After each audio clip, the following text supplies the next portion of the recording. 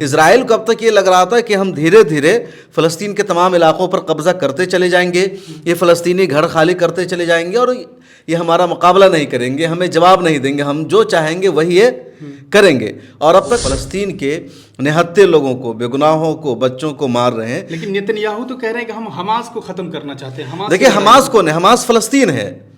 Hamas کوئی امریکہ سے آئی سنستھا ہے یا کوئی یونائٹڈ نیشن کے لوگ ہیں، آتنکی ان کے کہنے سے نہیں ہوگا نا۔ دنیا کا دوچار ہے جو ان کو آتنکی مانتا ہے، لیکن بقیہ کوئی دیش ان کو آتنکی نہیں مانتا۔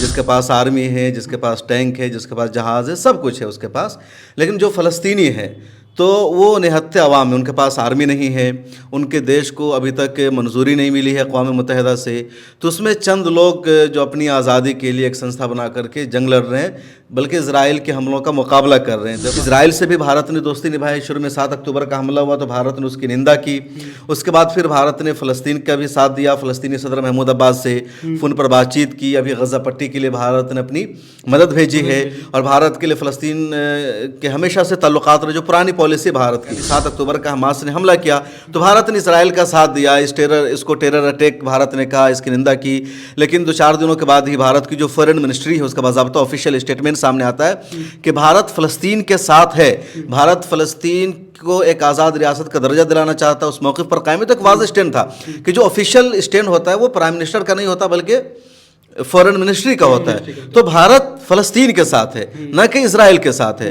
پھر بھارت کے وزیر اعظم نے بھی کیا، اس کے بعد آپ نے دیکھا ہوگا کہ جگہ جگہ پورے بھارت میں بھی لوگ سڑکوں پر اتر رہے ہیں، فلسطین کے لیے احتجاج کر رہے ہیں، فری پیلسٹائن کا نعرہ لگا رہے ہیں، تو بھارت بھی ایک طرح سے فلسطین کے ساتھ ہی ہے، لیکن ایک اسرائیل کے سمرتھن بھی ایک رائٹ ونگ طبقہ اسرائیل اور فلسطین کے بیچ لگاتار جنگ جاری ہے، جس میں اب تک ہزاروں لوگوں کی موت ہو چکی ہے۔ اس پر بات کریں گے ملت ٹائمز کے فاؤنڈر شمس تبریز کاشمی جی سے، اور تمام طرح سے ان چیزوں کے جو ہے گہرائی سے ان کے چھان بین کر رہے ہیں، اس کو دیکھ رہے ہیں، کئی ایپیسوڈ بنا کر اپنے چینل پر چلا چکے ہیں۔ جو اسرائیل اور فلسطین کی لڑائی ہے اسے کیسے دیکھتے ہیں آپ؟ دیکھیے، اس کو تو لوگ کہہ رہے ہیں کہ فلسطین اور اسرائیل کے بیچ لڑائی ہو رہی ہے، لیکن سچائی یہ ہے کہ یہ فلسطین اور اسرائیل کے بیچ لڑائی نہیں ہے، بلکہ اسرائیل کا نہتے فلسطینی عوام پر حملہ ہے، ایک اٹیک ہے، ایک دہشت گردانہ حملہ اس کو کہہ لیجیے، لڑائی نہیں۔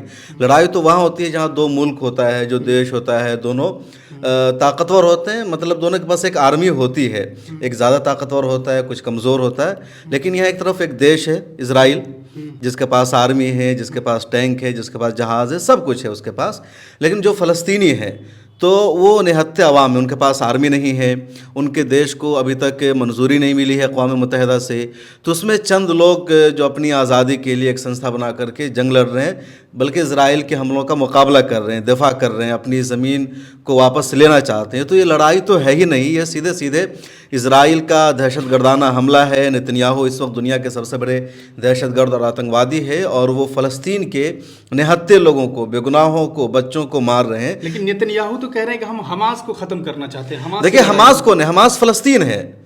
حماس کوئی امریکہ سے آئی سنستھا ہے یا کوئی یونائٹڈ نیشن کے لوگ ہیں، آتنکی ان کے کہنے سے نہیں ہوگا نا۔ دنیا کا دوچار ہے جو ان کو آتنکی مانتا ہے، لیکن بقیہ کوئی دیش ان کو آتنکی نہیں مانتا۔ امریکہ چونکہ پاور سینٹر بنانا چاہتا ہے اسرائیل کو اپنا، تو وہ آتنکی کہتا ہے، اسرائیل آتنکی مانتا ہے۔ اقوام متحدہ، یونائٹڈ نیشن، جس کو ادھیکار ہے کس کو آتنکی قرار دینا ہے، کس کو نہیں دینا، اس کا فیصلہ دنیا پر نافذ ہوتا ہے۔ تو یونائٹڈ نیشن حماس کو آتنکوادی سنگھٹن نہیں مانتی ہے۔ دوسری بات یہ کہ حماس کی حکومت ہے غزہ پٹی کے علاقہ پر، جس پارٹی کی رول ہے وہ حماس ہے۔ حماس ایک پولیٹیکل پارٹی ہے، اس کا 2 ونگ ہے، ایک عسکری ونگ ہے القسام بریگیڈ جو جنگ لڑ رہی ہے، جو فلسطین کی آزادی کے لیے جدوجہد کر رہی ہے، اس کا دوسرا ونگ ہے جو غزہ پٹی کے انتظام کو دیکھتی ہے، مطلب میونسپلٹی کا پورا نظام ہو، یا ایجوکیشن کا نظام ہو، یا بجلی کا نظام ہو، ہاسپٹل کا نظام ہو، جو کچھ بھی ایک سرکار کے ذمہ کام ہے، تو حماس وہاں کی سرکار میں ہے، سطح میں ہے۔ تو جو سطح میں ہے، جس کو لوگوں نے چنا ہے، وہ زبردستی مسلط نہیں ہوئے۔ سال 2006 میں ووٹنگ ہوئی تھی فلسطین اتھارٹی میں، اور وہاں جنتا نے حماس کو ووٹ دیا، ان کو چنا، انہوں نے کہا کہ حماس کو ہم پر رول کرنا چاہیے۔ تو حماس ایک चुनी हुई सरकार है, उसको दहशतगर्द कहने का कोई इख्तियार ही नहीं है। अब मसला क्या है कि अमेरिका अपनी दादागिरी करता है, हर जगह अपने मन के मुताबिक वो निज़ाम चलाना चाहता है, तो जिससे उसको प्रॉब्लम होती है, जो उसके मुकाबले में सामने आता है उसको दहशतगर्द करके ख़त्म करने की कोशिश करता है। तो यहाँ भी जो हमास ने आकर के फ़लस्तीन की आज़ादी की जंग शुरू की। इजराइल को अब तक ये लग रहा था कि हम धीरे धीरे फ़लस्तीन के तमाम इलाक़ों पर कब्ज़ा करते चले जाएंगे, ये फ़लस्तीनी घर खाली करते चले जाएंगे और ये हमारा मुकाबला नहीं करेंगे, हमें जवाब नहीं देंगे, हम जो चाहेंगे वही ये करेंगे। और अब तक यही होता आ रहा था। 1956 में माफ़ कीजिएगा 1947 में यूनाइटेड नेशन ने फ़लस्तीन की ज़मीन को 2 हिस्सों में तकसीम कर दिया। 56% हिस्सा इजराइल के लिए दे दिया यहूदियों को और 44% हिस्सा बचा फ़लस्तीनी मुसलमानों का। लेकिन इजराइल ने उतने पर भी इक्तफ़ा नहीं किया, बल्कि जंग लड़ करके 1948 में जो फ़लस्तीनियों का जो हिस्सा अक़वाम मुत्तहिदा ने दिया था उस पर भी इन लोगों ने कब्ज़ा करना शुरू कर दिया। उसके बाद फिर 1967 में जंग करके हमला करके अच्छे खासे एरिया यानी गज़ा पट्टी पर भी कब्ज़ा कर लिया, वेस्ट बैंक पर कब्ज़ा कर लिया, मशरक़ी यरूशलेम पर कब्ज़ा कर लिया, पूरे फ़लस्तीन पर कब्ज़ा कर लिया। तो अब इन लोगों ने सोचा कि ये तो धीरे धीरे कब्ज़ा करते जा रहे हैं। अब नक्शा देखेंगे कि 1947 का नक्शा था और 67 में इतना हो गया और फिर आजकल बिल्कुल पूरा फ़लस्तीन ही ख़त्म हो गया है। तो हमास 1947 में कायम हुई और इसलिए कायम हुई कि हमें अपना वतन वापस लेना है, अपनी ज़मीन वापस लेनी है, इजराइलियों को यहाँ से भगाना है। तो अपनी आज़ादी के लिए जंग लड़ रहे हैं। अब अमेरिका ये चाहता है कि कोई भी इजराइल के ख़िलाफ़ जंग न लड़े, कोई भी आज़ादी के लिए जद्दोजहद न करे। और ये कोई अमेरिका नहीं बल्कि दुनिया का वो तमाम मुल्क या दुनिया की वो तमाम ताकतें जो किसी मुल्क पर कब्ज़ा करती है, किसी मुल्क में अपनी हुकूमत बनाती है, तो नहीं चाहती कि उस मुल्क की आवाम उसके ख़िलाफ़ बगावत करे, उसके ख़िलाफ़ जंग लड़े, उसके ख़िलाफ़ कोई कोशिश करे। और ऐसा कोई करता है तो उसको वो जालिम, बागी और दहशतगर्द करार दे करके उसको कुचल देने की कोशिश कर दे ताकि उनका जो इक़्तिदार मजबूत रहे। खुद हिंदुस्तान की मिसाल ले लीजिए, हिंदुस्तान पर ब्रिटिश एम्पायर ने तकरीबन 200 साल तक राज किया और अंग्रेज़ों के ख़िलाफ़ जो पहली बाज़ाब्ता लड़ाई हुई वो 1857 में।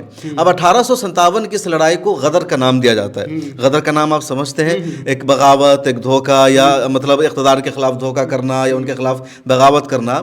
यही तारीख़ में टर्म है, हम लोग भी इस्तेमाल कर लेते हैं। अब इसका मतलब है कि ब्रिटिश ने हमें दहशतगर्द कहा, जालिम कहा। दहशतगर्द की या टेरर की इस्तिलाह उस वक्त राइज नहीं थी, उस वक्त बागी कहा जाता था, जालिम कहा जाता था।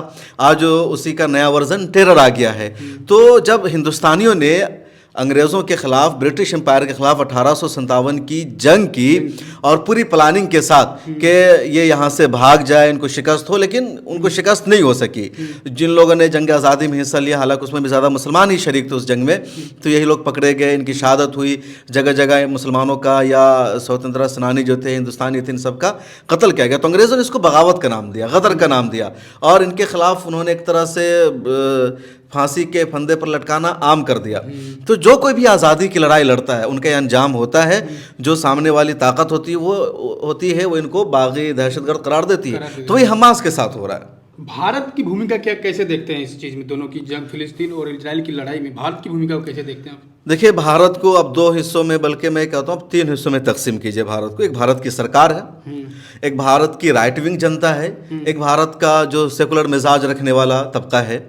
तो भारत की सरकार के ताल्लुकात चूँकि इजराइल से भी हैं और फ़लस्तीन से भी है, तो भारत की सरकार ने ताल्लुकात को गोलमोल रखने की कोशिश की है। इजराइल से भी भारत ने दोस्ती निभाई। शुरू में 7 अक्टूबर का हमला हुआ तो भारत ने उसकी निंदा की।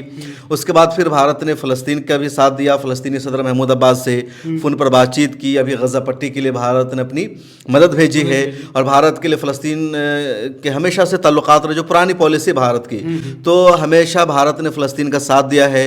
भारत की का ये मौक़िफ़ है कि एक आज़ाद फ़लस्तीनी रियासत की तश्कील होनी चाहिए।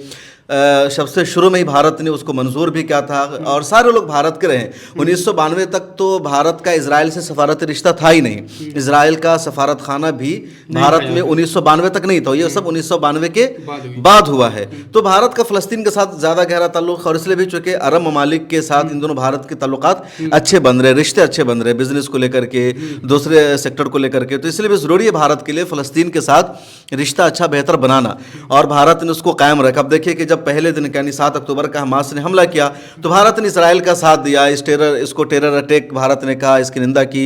लेकिन 2-4 दिनों के बाद ही भारत की जो फॉरेन मिनिस्ट्री है उसका बाज़ाब्ता ऑफिशियल स्टेटमेंट सामने आता है कि भारत फ़लस्तीन के साथ है, भारत फ़लस्तीन को एक आज़ाद रियासत का दर्जा दिलाना चाहता है। उस मौक़िफ़ पर कायम तक वाज़ेह स्टैंड था कि जो ऑफिशियल स्टैंड होता है वो प्राइम मिनिस्टर का नहीं होता बल्कि फॉरेन मिनिस्ट्री का होता है। तो भारत फ़लस्तीन के साथ है, न कि इसराइल के साथ है।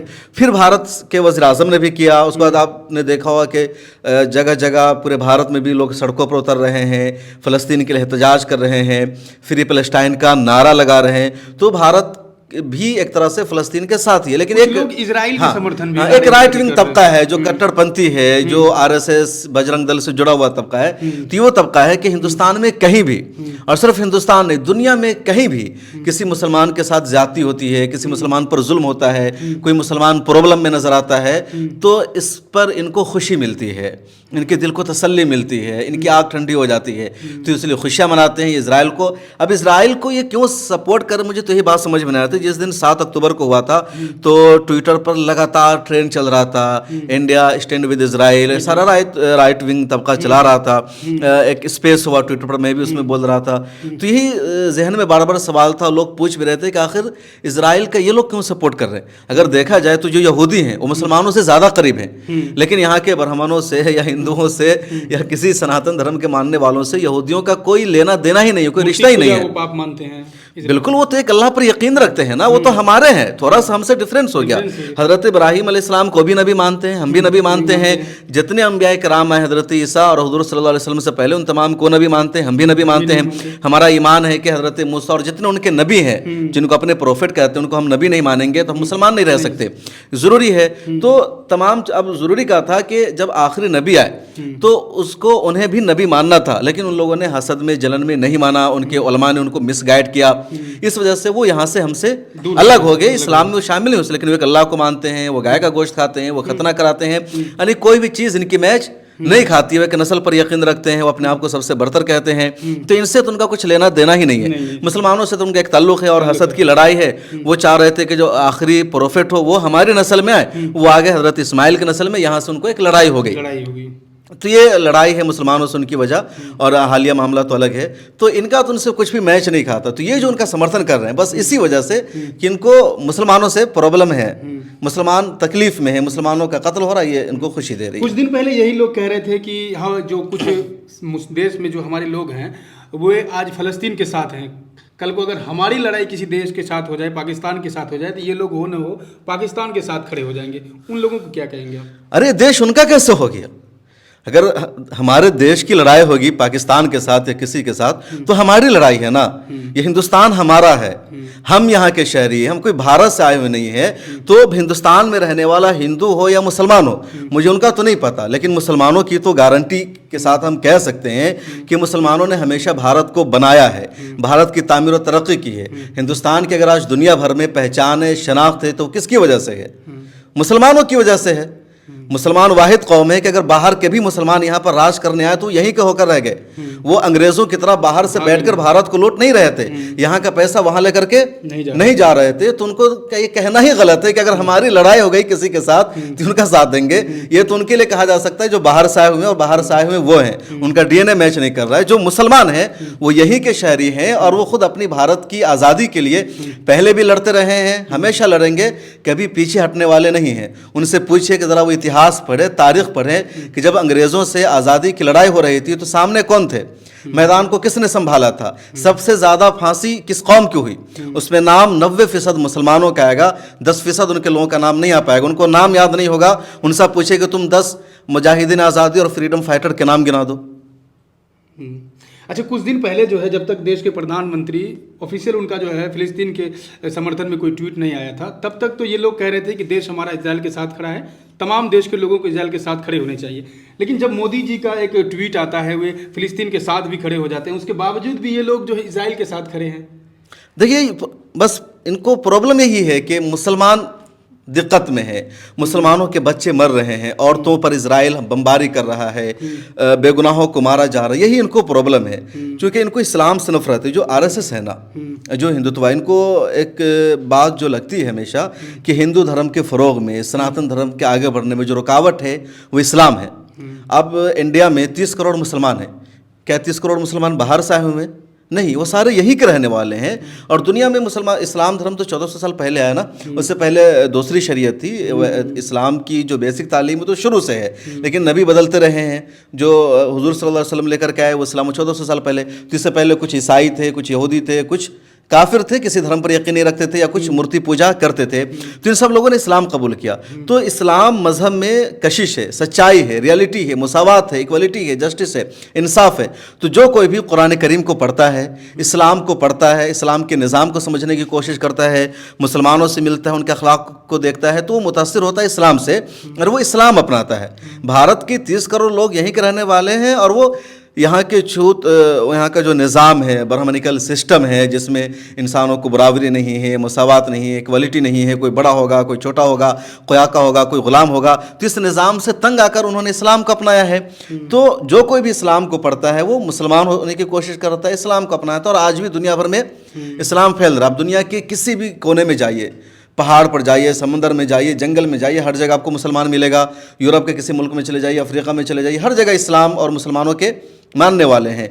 तो इन चीज़ों से इनको प्रॉब्लम को लगता है कि अगर अपने लोगों को हमें हिंदू बनाए रखना है, उनको मुसलमान नहीं होने देना है, तो इस्लाम के ख़िलाफ़ ज़हर अफ़शानी करो, इस्लाम को बदनाम करो, मुसलमानों को उल्टा सीधा कहो, इनको दहशतगर्द साबित करो, इनका कैरेक्टर ख़राब करो, ताकि हमारे समाज के जो लोग हैं वो मुसलमानों से नज़दीक ही ना हो, वो इस्लाम को पढ़ें ही ना। आखिरी सवाल, आपने तो इस चीज़ की गहराई से एकदम बिल्कुल ही देखा है कि नज़दीक से, ये फ़लस्तीन और इजराइल की लड़ाई आखिर कब तक चलती रहेगी? देखिए, जब तक फ़लस्तीन को एक आज़ाद रियासत का दर्जा नहीं मिल जाता है और जब तक इजराइल ह्यूमन राइट्स के उसूलों की पाबंदी नहीं करता है, वो अक़वाम मुत्तहिदा की करारदाद को नहीं मानेगा, वो इंटरनेशनल लॉज की पाबंदी नहीं करेगा, उस वक्त एक लड़ाई नहीं लड़ सकती है। क्योंकि जो लोग हैं ना वो मजलूम हैं, उनके पास खोने के लिए कुछ भी नहीं है। इजराइल ने अपना सब कुछ खो दिया। इजराइल ने पिछले 70 सालों में अपनी एक इमेज बनाई थी, अपना वक़ार बनाया था। आपने भी सुना होगा, सब सुनते हैं कि भाई इजराइल टेक्नोलॉजी में बहुत आगे है, मीडिया में इजराइल बहुत आगे है, इजराइल की जो खुफिया एजेंसी है बहुत मजबूत है, नंबर 1 है मोसाद। अब इस मामले में सब कुछ एक्सपोज हो गया। हमास के लोगों ने उनके नाक के नीचे जहां उनकी आर्मी रहती है वहां पर इतने बड़े हमला की प्लानिंग कर ली, उनकी एजेंसी को कुछ पता नहीं चला। उन्होंने बॉर्डर बना रखा था, वॉल कि कोई चूटी भी वहाँ पर आएगी तो उसका सेंसर पकड़ लेगा, कोई परिंदा उधर से इधर पर नहीं मार सकता। इतना सिक्योर होने का दावा किया था। उस दीवार को लोगों ने तोड़ दिया, वहाँ से अंदर ही आ गए। उनकी आर्मी के बारे में दावा किया जा रहा था, हथियारों का दावा किया जा रहा था, और 4 दिनों तक इनको पता ही नहीं चला कि सब कैसे हुआ। अभी हाल ही में बेंजामिन नेतन्याहू का बयान आया है कि अभी तो हम हालत जंग में हैं, 7 अक्टूबर को जो कुछ हुआ हमारे साथ उसका पूरा जायज़ा लिया जाएगा, जिम्मेदारी तय की जाएगी, कौन कसूरवार है, सबको उसका हिसाब देना पड़ेगा, कितना बड़ा हमला हमारे मुल्क पर कैसे हुआ। तो इजराइल ने पिछले 70 सालों में जो अपना एक वक़ार बनाया था, पूरी दुनिया में अपनी एक ढोंस जमा रखी थी टेक्नोलॉजी की, और इस वजह से लोग उसकी टेक्नोलॉजी खरीद रहे थे, उसके हथियार को खरीद रहे थे, उसकी एजेंसियों पर भरोसा कर रहे थे, उसकी खिदमत ले रहे थे, और इजराइल की मईशत बेहतर हो रही थी। अब ये सब कुछ इजराइल का ख़त्म हो गया है, 100 साल पीछे चला गया। दोबारा ये ट्रस्ट हासिल करने के लिए, एतमाद हासिल करने के लिए इजराइल को 100 साल और मेहनत करनी पड़ेगी। तो इजराइल ने अपना बहुत कुछ खो दिया है, बहुत बड़ी उसकी हार हुई है। फ़लस्तीनियों के पास खोने के लिए कुछ नहीं है, अपना वतन पहले खो चुके हैं, अपने हज़ारों लोगों को हर साल वो खुद शहीद होते हुए देखते हैं। तो इस मरतबा भी वो अपने लोगों को शहीद कर रहे हैं अपने वतन की आज़ादी के लिए। और कोई भी जो आज़ादी की लड़ाई होती है, कोई भी जो कामयाबी मिलती है बहुत ज़्यादा कुर्बानियों के बाद, जिद्दोजहद के बाद, तो उनको लग रहा है कि हमारा वतन पहले छिन चुका है, अब मरना ही है तो इज़्ज़त के साथ मरो। शहादत के तमन्ना में, शहादत के शौक़ में वो जंग कर रहे हैं। चलिए, बहुत बहुत शुक्रिया। तो इस वक्त हमारे साथ थे मिल्लत टाइम्स के फाउंडर शम्स तबरेज़ काशमी जी, और इन्होंने अपनी बात रखी है। बाकी आप कैसे देखते हैं इस तमाम चीज़ों को, कमेंट बॉक्स में अपनी प्रतिक्रिया ज़रूर दीजिए। देखते रहिए प्राइम अड्डा। मिलते हैं फिर किसी अगले वीडियो में, तब तक के लिए शुक्रिया।